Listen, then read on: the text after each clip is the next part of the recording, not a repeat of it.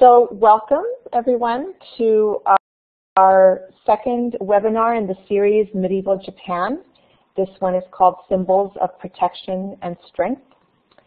And I want to welcome you all and have a chance to settle into the platform and learn how to use some of these tools, because I don't want to assume that anybody is an expert at Blackboard Collaborate. I certainly am not. So I want to point us to some of the different tools we're going to use in this webinar. These are the main tools that we'll be using in the next hour. On the far right, we have the whiteboard tool, whiteboard toolbox, and I'm going to indicate it here.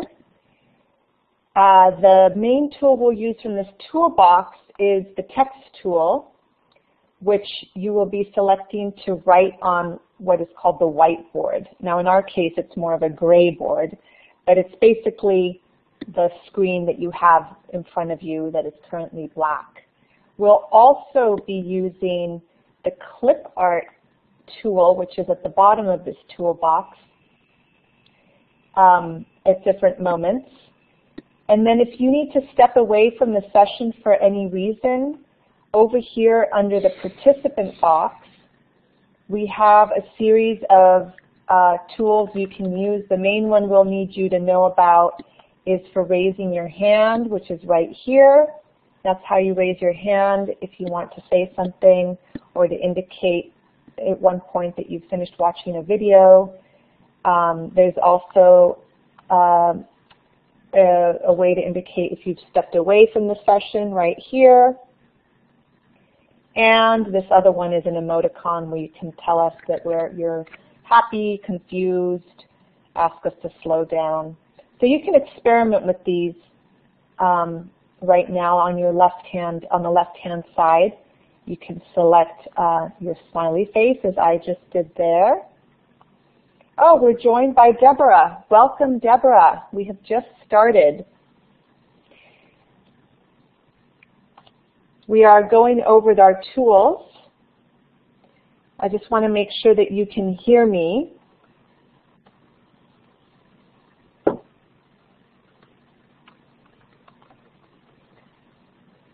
Oh, great. So Deborah can hear me, and I'll go ahead and repeat briefly just some of the tools. Deborah, I'm Charlotte. I'm going to be leading this webinar, and we have Karen and Andrea with us as well. And we are on the first slide of our webinar, just learning about some of the tools. So I was indicating that our most frequently used tool is going to be the text tool over here in the whiteboard toolbox. And we're going to also be using the clipboard tool, or clip art it's called, down here. And then we have a participant box where you can indicate if you want to raise your hand. There's also a way to indicate if you need to step away from the session, so that even though we can't see you or hear you, we know that you've stepped away. Or a way to indicate your emotions. People can try that out right now. For example, I'm putting a smiley face right now. If you're confused, there's a little emoticon for that. Thank you, Andrea. She's applauding. You can also give us a thumbs up or thumbs down, as well as a request to go faster or slower. So those you won't need to use, those are purely optional, but I just wanted to show you where they are. One that we will be using quite a bit, and I see that everybody already used it, is the chat box. You write your text down here, and that is a way to keep track of different comments. Sometimes if there's a conversation going on and you need to interject, it's a way to interject without speaking. So those are our basic tools that we'll be using today. Deborah, I'm just going to quickly go back to the title slide to show you that this is indeed the webinar that I hope you've signed up for on Medieval Japan, Symbols of Protection and Strength. It's our second in the series, and there is an introductory lecture that is asynchronous and will be up on the Blackboard Learn site for you to view at any time. It's also available on the Asian Art Museum's website, and we will be giving you all those resources. Great. So here's our welcome warm-up. If each of you could select the text tool that I just showed to you, use it to write your name in one of these boxes, as well as what and where you teach. And give us the weather of where you are, and that can be both literally or figuratively. Now don't worry about staying within any of these lines. It's okay if the text goes all over the place. That's just the nature of the whiteboard function.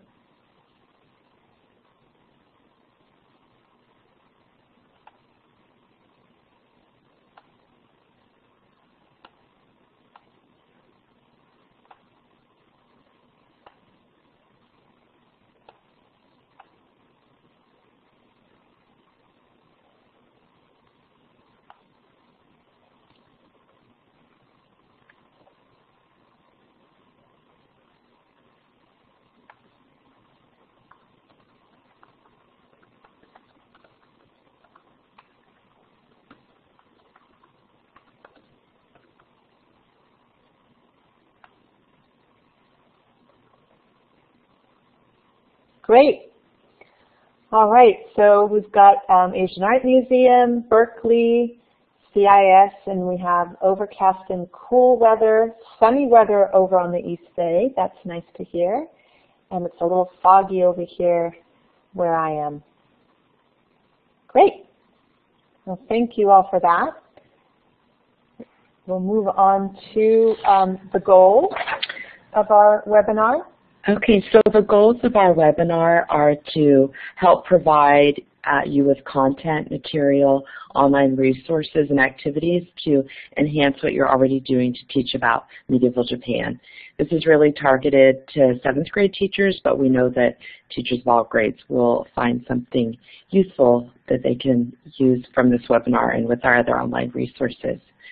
So in addition to implementing the Common Core standards with these activities, there's also an emphasis on the global competencies, which Charlotte will talk a little bit more about later.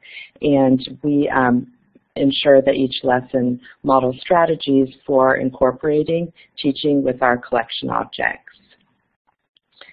Some of our learning objectives focus on, they draw from the Common Core as well as the history, social science content standards to integrate the global competencies. And all of these, as you can see, are detailed in the packet you received earlier. Thank you, Karen.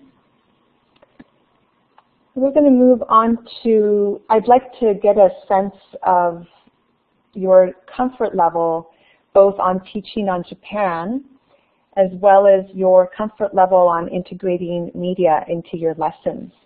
So using the clip art function, which again is down here, choose any of the symbols that are available to you in the clip art to show us where on the continuum of each of these bars you are on teaching on Japan.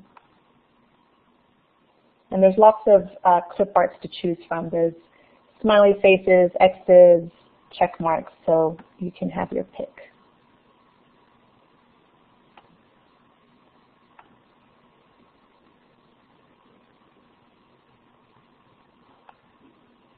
All right, we have a range. Oh, we have movement within that range. I see the red star is traveling. Okay, so we have a real range here. Great. Looks good. Okay. Well, the webinar series will have links to different resources from the Asian Art Museum that you can always use as resources for content resources. And these webinars will focus on ideas, activity ideas for you to use with students in order to integrate those resources into your lessons. Now, I work in an organization called World Savvy, and these webinar series is a partnership between us and the Asian Art Museum. And at World Savvy, we work on developing what we call global competencies, which together signify an overall willingness and ability to understand and act on issues of global importance. So this graph that you see before you here is just a visual way of showing how our notion of global competence envelops values and attitudes, behaviors, and skills, all within these larger core concepts about the world we share. In your packet, in your supplementary packet that was emailed to you, and that I can also make available to you online if you didn't get it, there is a much more fleshed out matrix that explains what these different values and attitudes, skills, and behaviors are.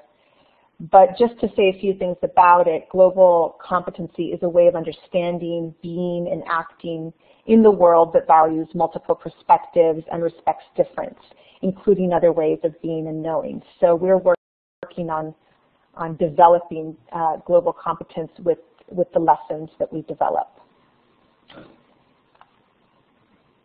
Karen's going to lead us through an exercise on close observation. Okay, so let's start with an activity that we do with students to really build their looking skills.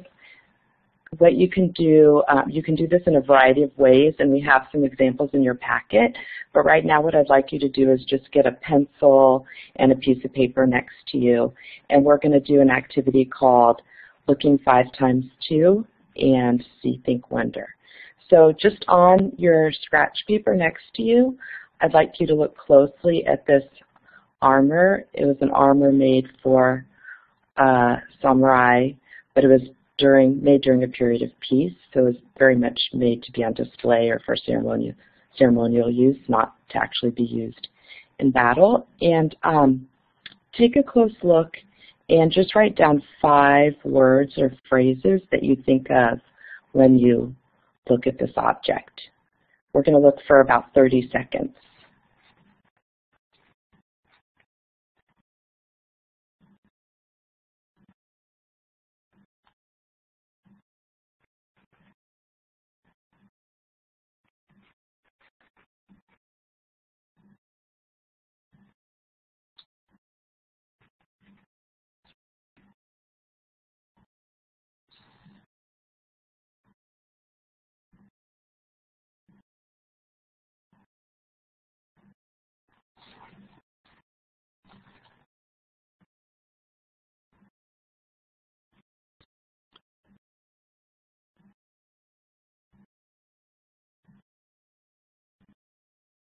Okay, Charlotte, can you advance the next slide, please?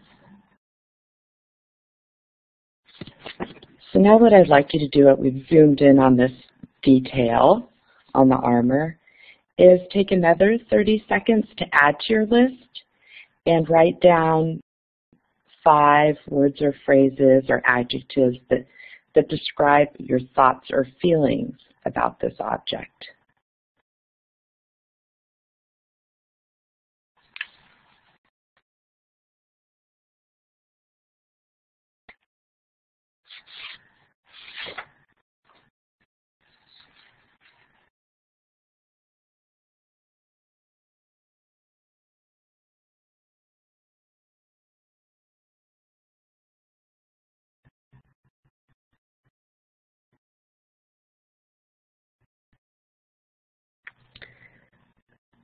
Okay, Charlotte, can you advance, please?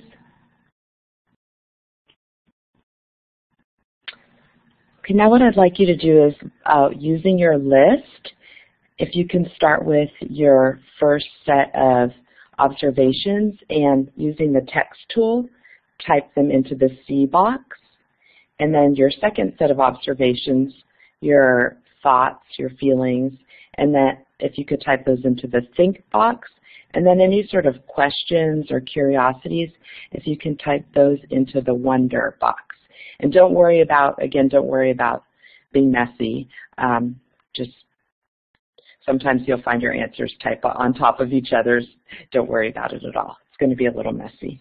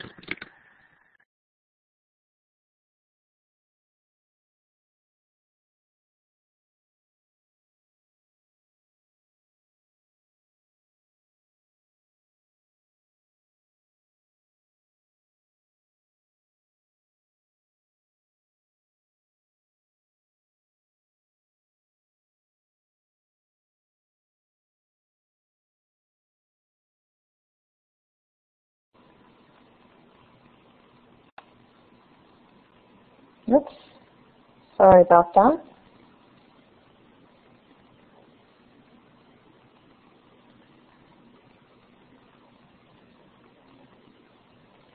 Going to give people a few more seconds. We have some great things here. I'm not sure if we lost Karen.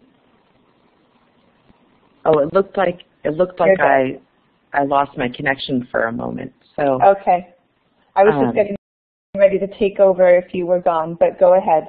Thank you, thank you. So yeah, it looks like. Well, let me put my video back on. It looks like we see lots of decorations with the ribbon, the lacquer, the colors, the red, blue, and gray. Lots of elaborate lacing and thread work. If we look in more focused detail, we see the flames, the shiny sort of smooth texture of the armor. And then as we go into the think section, it looks like there's a sense of power and intimidation that we are observing. It looks a little scary. I definitely can understand that when we think about any sort of armor and its uses. That's scary in itself. And then lots of good questions down here. Why is it so fancy if it's a period of peace? And is he escaping? Why is he running? What's he running away from or towards? And basically, who is the central figure that we see on the armor? So we actually have designed resources you can use with your students. Besides being able to look closely and zooming in on objects like this in your classroom with the zoomable artwork feature, we've been creating short instructional videos that you can use with your students. So now that we have some of these thoughts and questions, we're going to show you an example of one of those videos and start thinking about, use your notes, what sort of answers the video provides for you. And again, what other questions you might have. Great, thank you, Karen. So now I'm going to take you to watch a video that on this image on the figure that is on this breastplate. Two things to keep in mind. One is that if you have any trouble joining the video, I'm going to take you there automatically, but if for some reason you have any trouble seeing it or getting connected, I am including the URL in the chat box below. The other thing I'm going to ask you to do is when you're finished watching it, to please raise your hand like this. And Karen, I'm just going to ask you to mute your talk button so that we don't hear you or I during the video. And just remember to raise your hand just the way I just did in the main room, just to let me know that you are finished watching the video, and then I will return us to the screen. Okay, that was my computer announcement time. All right, so off we go to watch the video. Just bear with me for a few.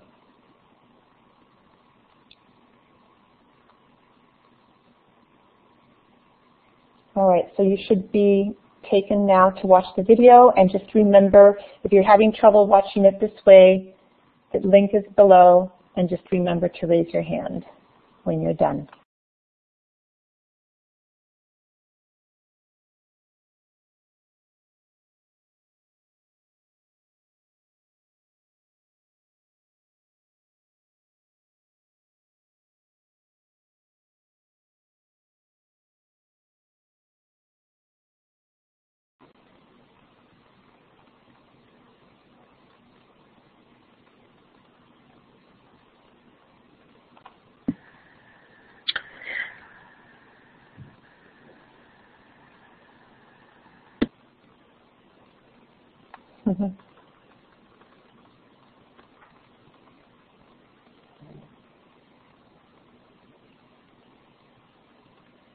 Okay.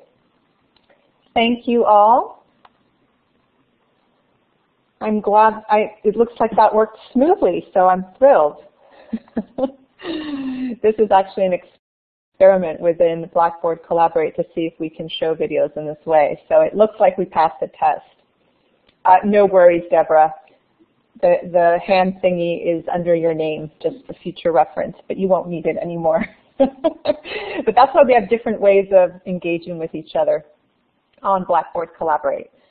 So, okay, well now that we've viewed this video, you can again with your students engage in the See, Think, Wonder graphic organizer that we did before to lead your students up to a discussion on what Fudo represents and symbolizes. Or we can collectively brainstorm in another way. We can do it here using this kind of graphic organizer just to try and get at what these different elements represent, the different symbols that we heard about in the video. So let's all again take our text tool and write up on the board what we might think these various elements represent that we saw in the video. And you'll see that there's an empty box on the bottom in case there's another symbolic item that you think of that might be missing. So let's take let's take about a minute to do that.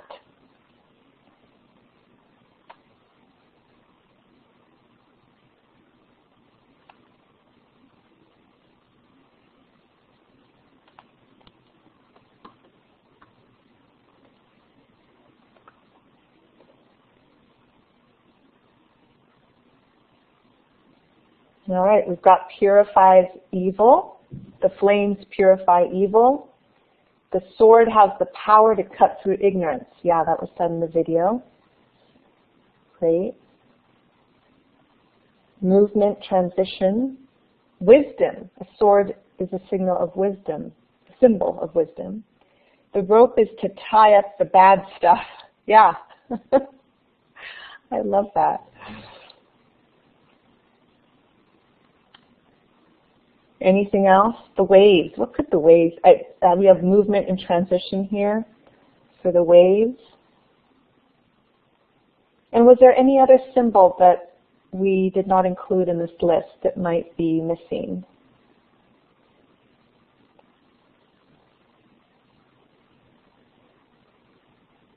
Did we get it all?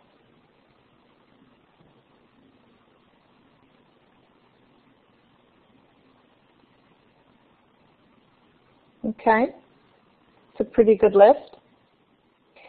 So here we can, maybe one person would like to share a little bit about why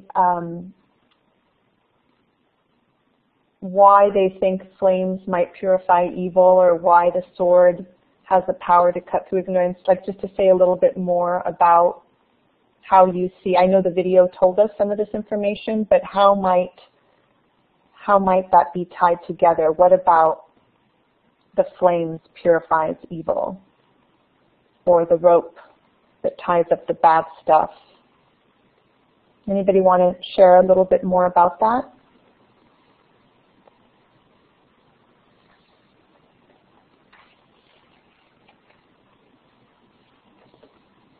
We have somebody writing. You can use the chat box as well.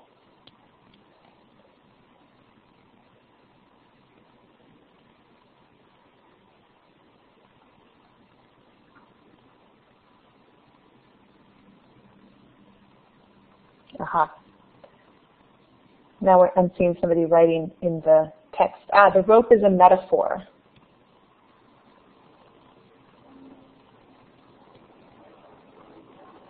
For tying up negative thoughts. Okay. The rope is, and we have, do the waves represent the buffets of the world? I don't know if that's buffets or buffets.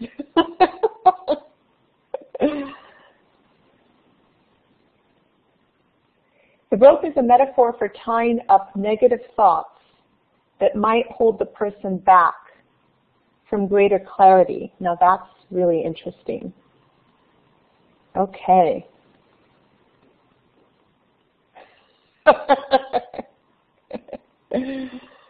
Yeah, I know, Andrea. I'm actually drinking matcha, which my Asian Art Museum collaboration has gotten me addicted to.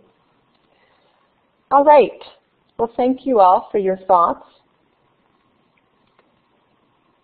It looks like we're finished here. Matcha, yes, Deborah. I still want to do the matcha with you someday. All right, well now moving on to thinking about how you would prepare your students for getting into thinking of symbols as they relate to their lives. So they've just heard about Fudo Mule being a symbol of protection and transformation. Let's now think about symbols of protection and transformation, how they might operate in our own lives today. Now this is in preparation for a creative activity called Pendants of Protection, which is detailed in your packet. It basically uses collage items, found objects, and materials of symbolic meaning that students will craft pendants that they will hang either around their necks or on the wall. Now we're not going to do the activity here because we don't have the time or the materials to do it, but you will prepare them in a similar way.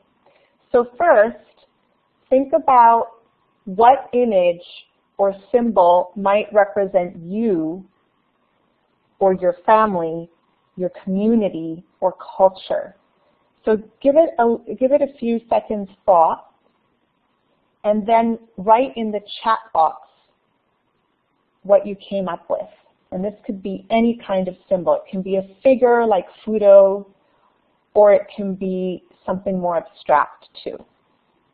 So let's give everybody some time to think about it.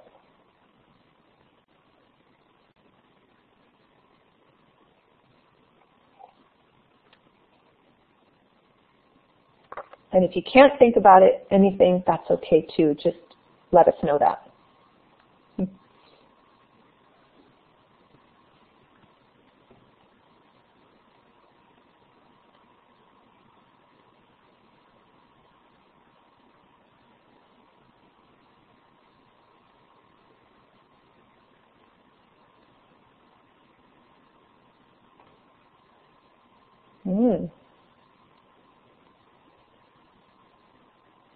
Oh, this is beautiful from Deborah.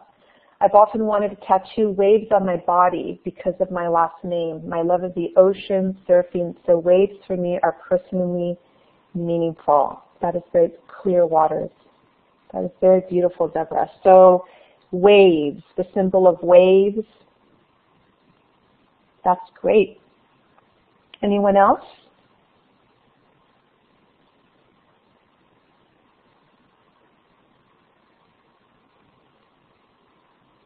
Karen or Andrea, any thoughts? If you don't, you can just tell us that you can't think of anything. Aha. Aha. So Andrea's thinking of a symbol from an anime that you really liked as a tattoo. It's interesting that we have tattoos as a theme here as symbols, because that is a powerful way people put symbols on their body. Great. Your students might come up with this too. Alchemical cross from Full Metal Alchemist. Would love to see what that looks like. Very cool. Well, I'm just going to share an example from my, Andrea says she started dyeing her hair like Makomori from Pacific Rim. Love it. Well, I'm just going to share an example here from my own culture that is something that resonated with me when I learned about Fudo Mule. And it's something that you, with your students, could use an example to get them thinking about how these symbols work in our lives. So the challenge is to think about how your symbol might signify protection and or transformation. So the waves or the anime figure that Andrea mentioned, like how might they symbolize protection and transformation? So the example I'm using, which is Guadalupe, the Virgen of Guadalupe, which is very important in Mexican culture, you might want to create a graphic organizer like this with your students so that they can think through their chosen symbol and how it might signify protection or transformation. So I filled in here, looking at her carefully. She is supported by an angel. She has a protective halo of maguey spines, which reminded me very much of Fudo's flames. So I saw a lot of visual connections between these two figures. She's a motherly figure, very different from Fudo.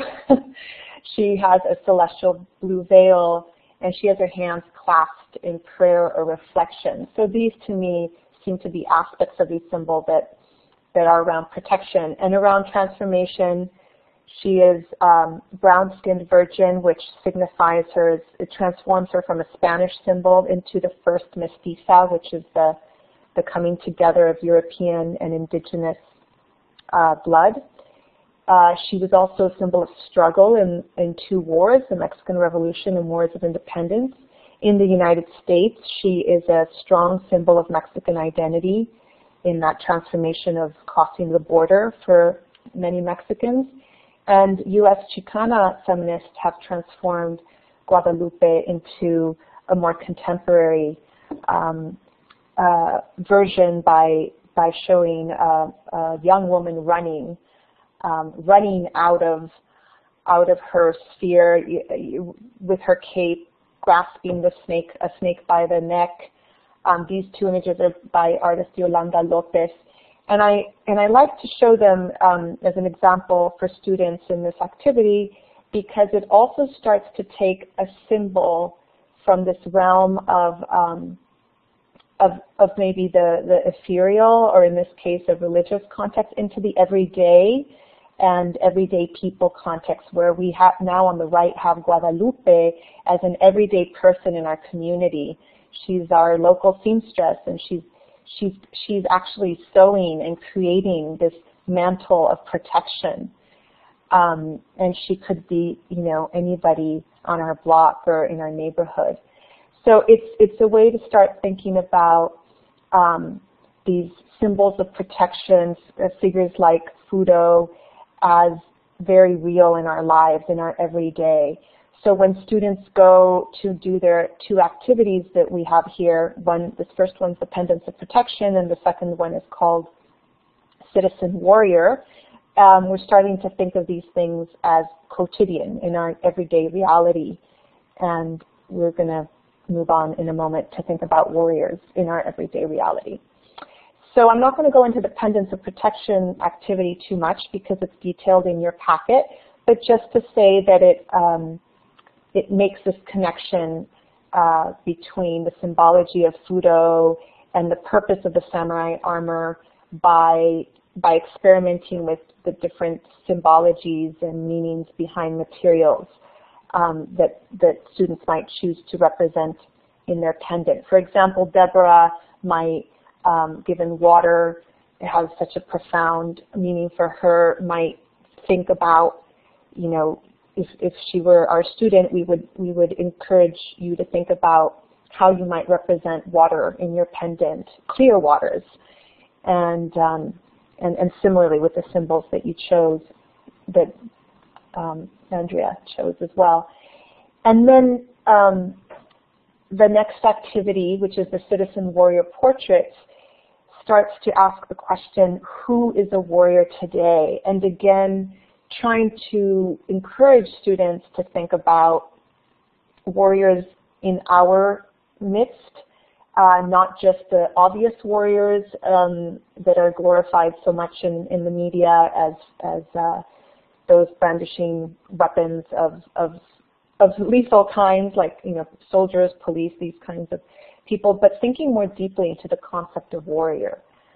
So for this activity, I'm going to ask you to think about, and again use your text tool, think a little more deeply into this idea of a warrior, and think about what words or phrases come to mind when you think about warriors. I'll give you a little time to do that. It's strong, protector,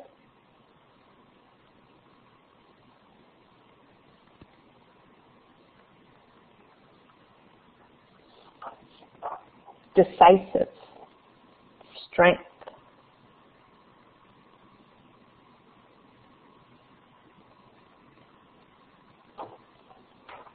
brutal,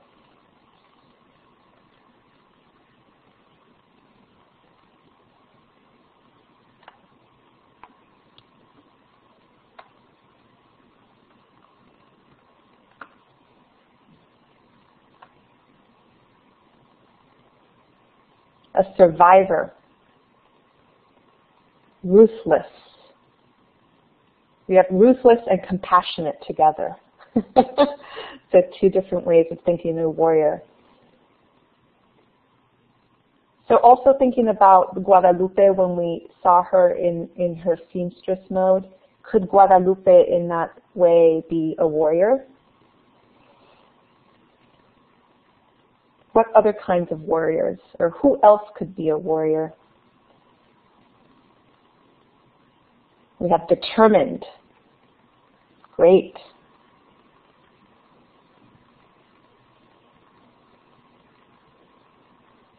All right, and then let's move on. Oh, any more? Oh, someone went red. I love putting colors on the text tools. Cool. Okay, we're going to move on to who do you regard as a warrior today? So think about this a little bit. You know, who in the society, in your life, who do you regard as a warrior today? And I'm giving you, you can use this with your students as well.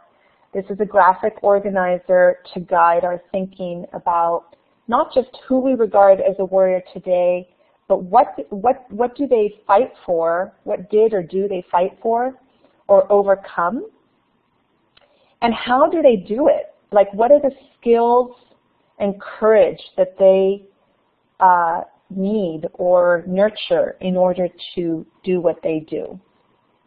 So let's see what ideas we come here.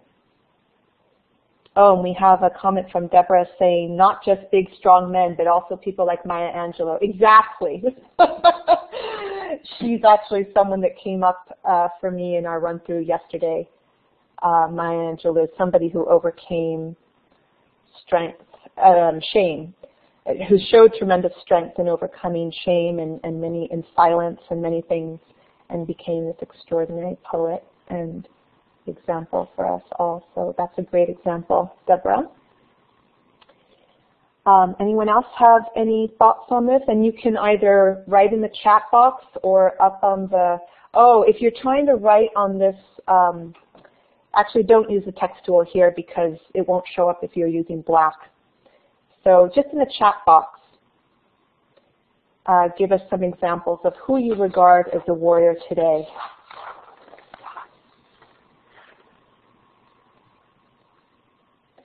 And also, if somebody would like to share verbally, just raise your hand and then select the talk button, and you can talk to us.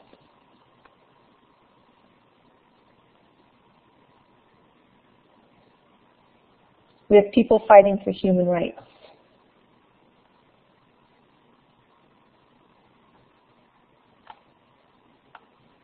I'm going to write some of these for us.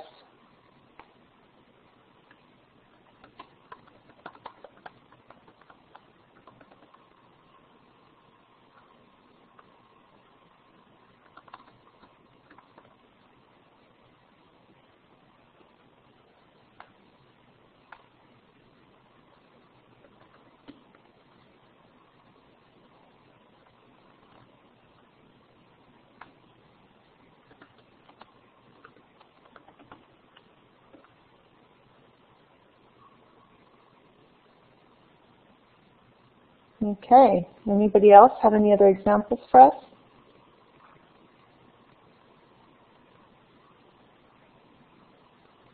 How about Karen and Andrea? Any ideas of who you regard as a warrior today? And someone's figured out the text, the text colors. NK.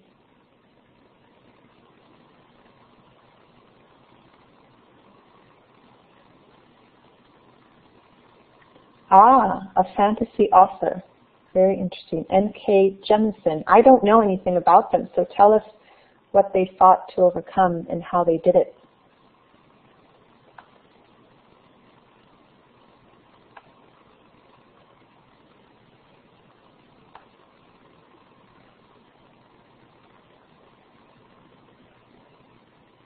Beautiful. From Karen. My mother is a warrior I encounter daily. even though I don't always agree with what she's fighting for, she's fighting to keep her community small. That's great. Yes. And then we have, I think it's Andrea filling in, representation and equality in science fiction is what N.K. Jemisin, the author, does. Great.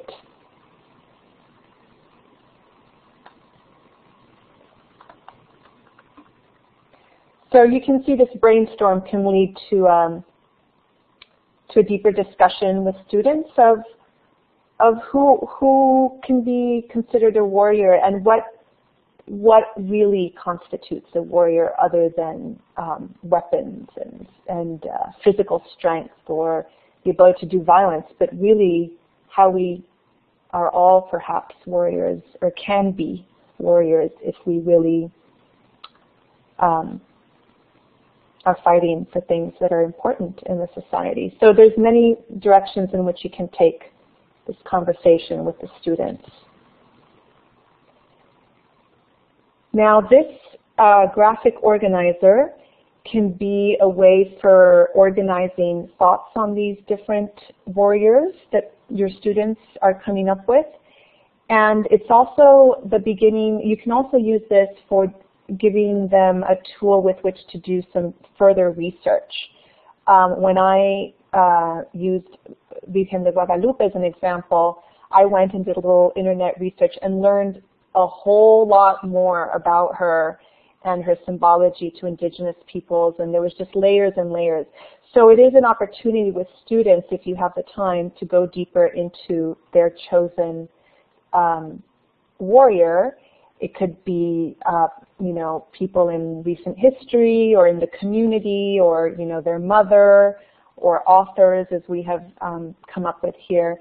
So it can be very rich in that way of exploring these figures deeper. And then the next step here is can take many directions.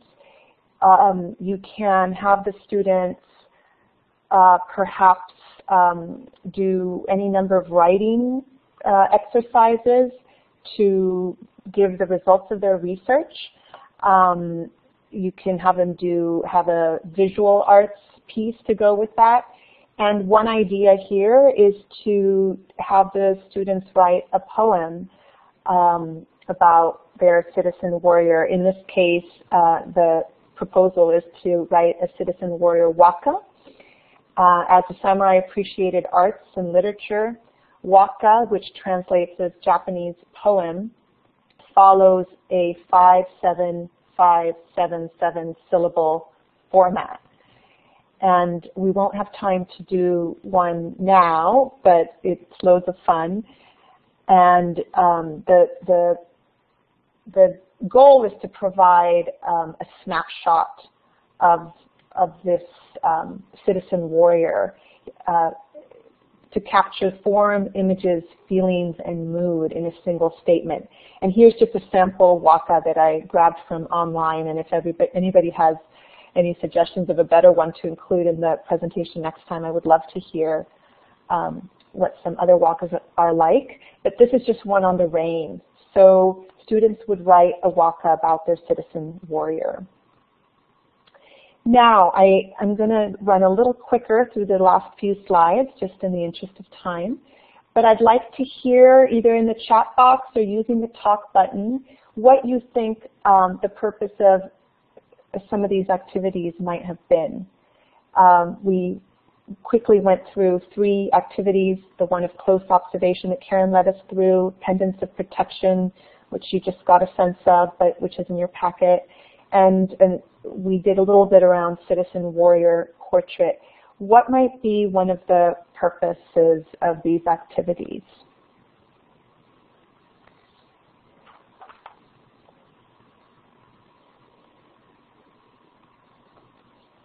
And just anyone. We'll take the first person to either write in the chat box, or you can go ahead and press the talk button to share.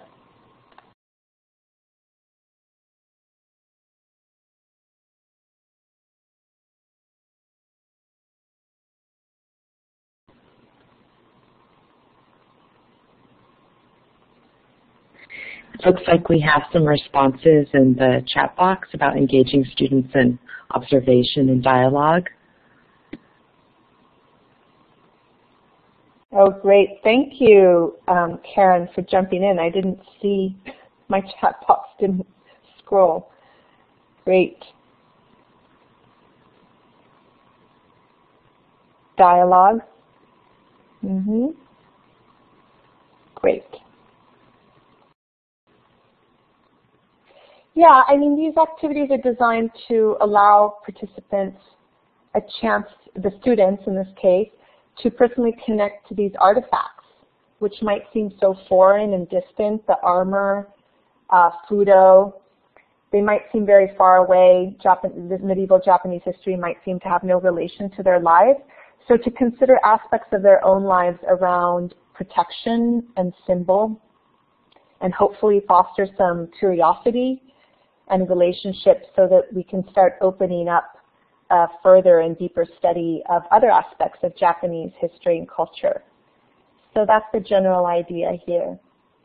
Now, just to close, I'd love to hear from you either in the talk button or in the chat box. Choose one of these questions to answer in the chat box. These are just closing reflections. What are ways in which we wear armor in everyday life? And you would do these with the students too. Number 2 is, how do you shield and protect yourself in your own life? Number 3, are there any universal symbols of protection? And number 4, think about your chosen warrior. What symbol would you create to represent, accompany, or complement them? So just choose a question, and you can type the answer in the chat box, or if you'd like to share it verbally, go ahead and do that too.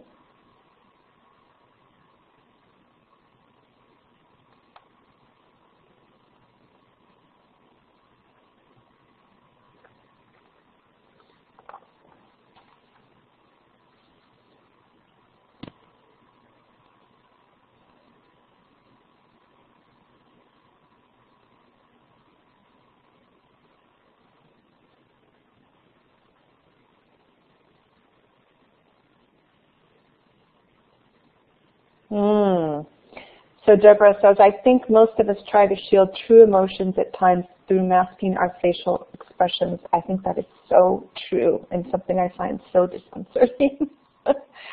Yeah, how our very affect and the very way that we carry ourselves can be an armor.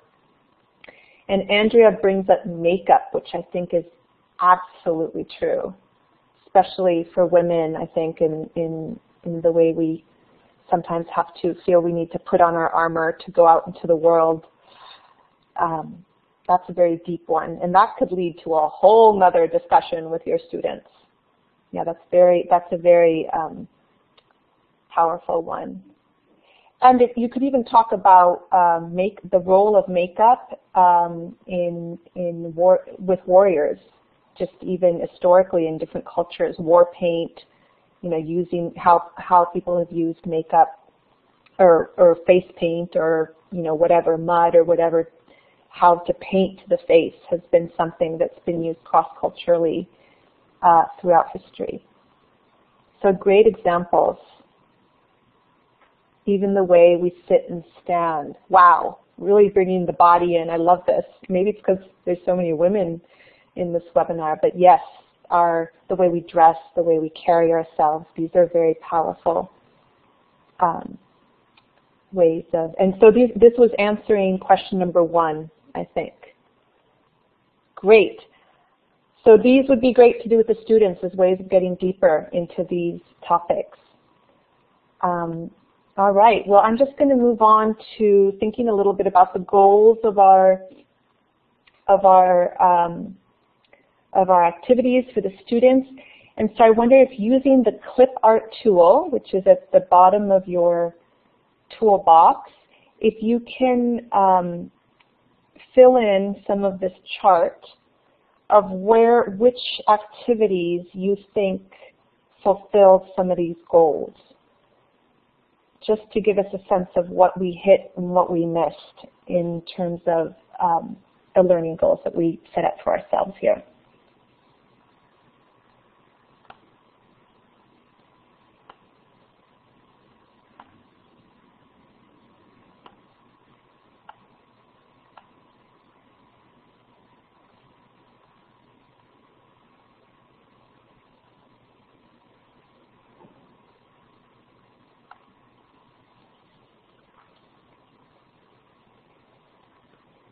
All right.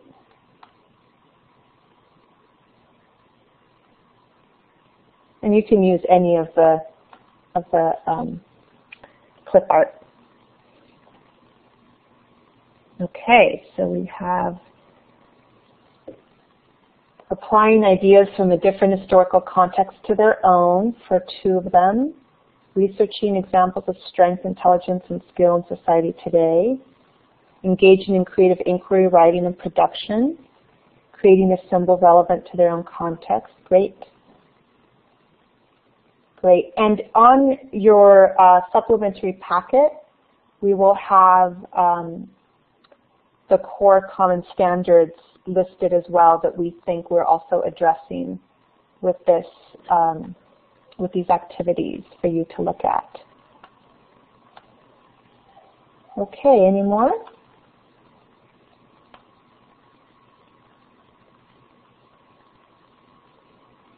Okay, well, similarly, I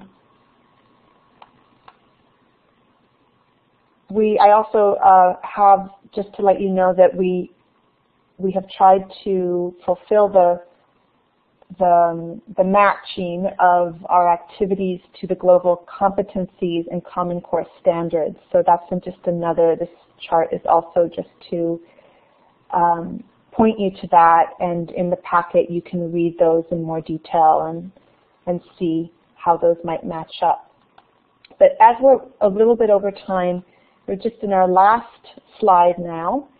I would like you to please type in the chat box. And I see that I missed a few things in the chat box. Karen was very interested in number 3, and Deborah is having some tech difficulties, but that's okay. We're at the end. And I would just like to hear from you one thing that you took from this webinar today, and you can give us your warrior name with that if you can come up with one. Or for those of you who are 7th grade teachers teaching on Japan, how you might apply something you learned here today to your classroom. And that will be our way of saying goodbye with our warrior names.